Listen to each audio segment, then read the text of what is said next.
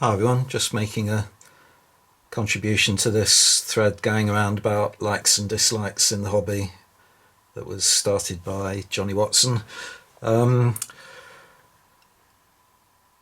yeah, in a way I'm a little bit kind of hesitant to do this because clearly there are far more likes than dislikes with us all. Otherwise we wouldn't be doing the hobby. Um, and there's a possibility of being a little bit too negative, really, about what is absolutely wonderful hobby. But yeah, there are a few things that I dislike. One of them is more of a challenge, really, which is why I've got this old Lydian and Fred Funken book open at this page. I've always found it particularly difficult and challenging to model artillery trains and limbers and riders and so on. I really don't like not having them on the table. It just doesn't look right to me to represent a limbered gun by turning it around and pointing it at your own side. It just looks as though it's firing on your own troops. So aesthetically, yeah, it's much more pleasing to the eye to model all these horses and trains and so on. But I just find it so such a chore. You want to get your tape, your figures on the table and play with them, and you've got to paint six horses and three riders and fit it all onto the base, arrange it so that the limber looks like it's being pulled, and then you've still got the lack of reins and ropes and so on. Do you model those? I never do. My modelling skills just aren't up to it.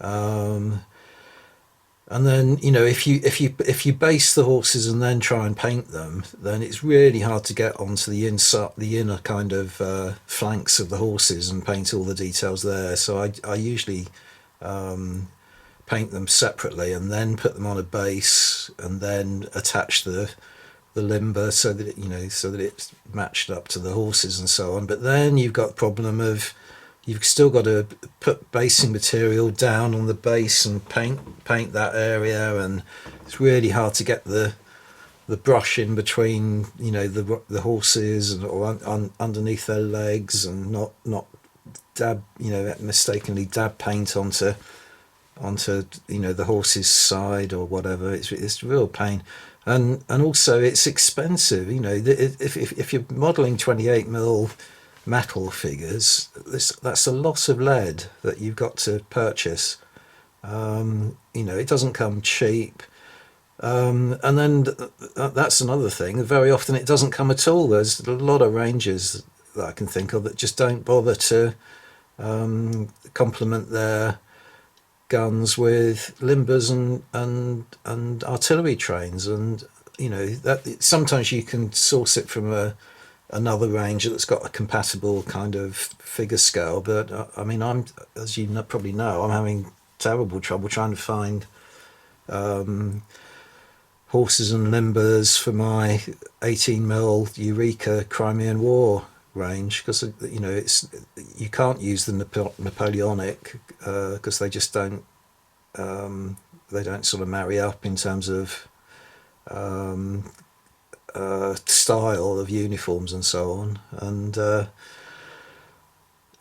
where do you go? So that is a real pain, I think.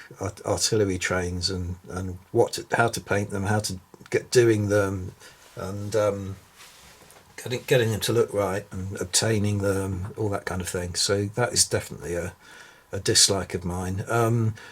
Another dislike, which is far more negative, it's not a challenge, it's something that really winds me up, is people who disrespect your figures at clubs and so on. So people who will pick up your figures, handle them carelessly. If you've lent them figures to play a game with, they'll not really take good care of them. They'll sit there munching on greasy packet of crisps while they're handling them. All that kind of thing. It just absolutely winds me up. I mean, it's actually made me fall out with a lot of people at the local wargaming club over the years, and it's one of the reasons that, amongst many, that I ceased going to that particular club. So yeah, that really winds me up as well. And it tends to be people as well who don't kind of have their own figures, don't paint their own figures, so maybe they don't appreciate the attention that's that's been paid to them, and just regard them as kind of playing chips or something like that. But yeah, that is a real dislike of mine. But as I say, the likes, totally outweigh and outnumber all that, and that's another reason why I've got this book out. That I purchased this way back, probably around 1976, 77, from Bill Brewer at the Peckham Rye Stamp and Hobby shop down in East Dulwich, and thinking back to that time and that era, it was a particularly bleak time in Britain. Lots of political unease and social tensions and appalling weather and so on, and the hobby really kind of helped me escape all that.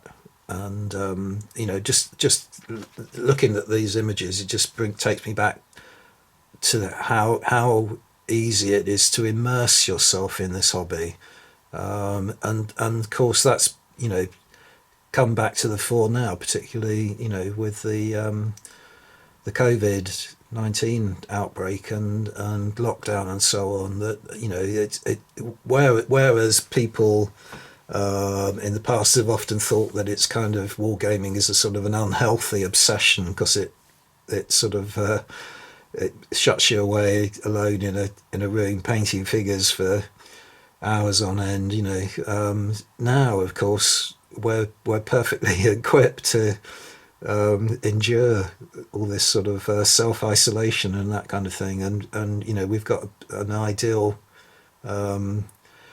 distraction from all the world's worries, and as I say, I can remember that being the case way back in the 1970s as well, with the bad times then, and and also kind of personal kind of troubles as well, stress at work and that kind of thing. It just helped me escape it all, and it's still the case today. It's a brilliant escape, and that's the thing, that it's kind of looking back over the years, it's really been a wonderful kind of hobby to have, and I really value it and value the contacts I've made and so on.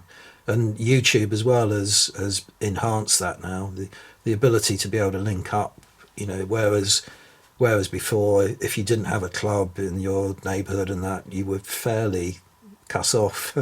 Now, there's the links all over the world. So yeah, I agree with all of that.